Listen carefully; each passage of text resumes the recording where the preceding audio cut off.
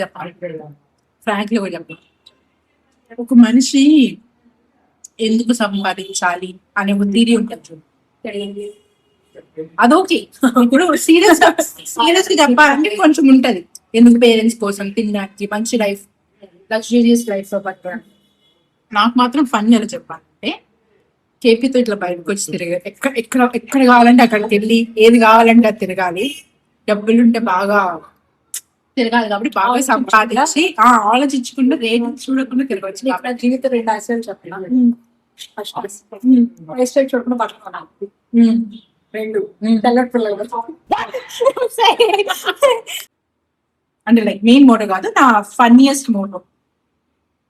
నా funny Moto ఎక్కడికి వెళ్ళినా వెనక్కి కూడా డబ్బులు ఖర్చు పెట్టాలి.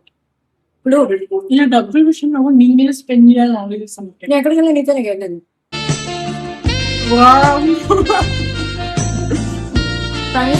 నేను వెళ్ళిందే అనుకో. ఇది బెస్టీస్ మాట్లాడుకుని మాట్లాడలేదు, ఫ్లవర్స్ మాట్లాడుకుంటాం.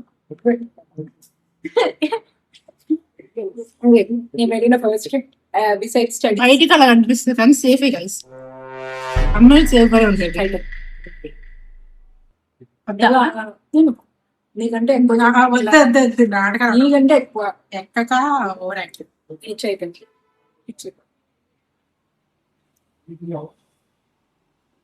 ఏముంది దీంట్లో?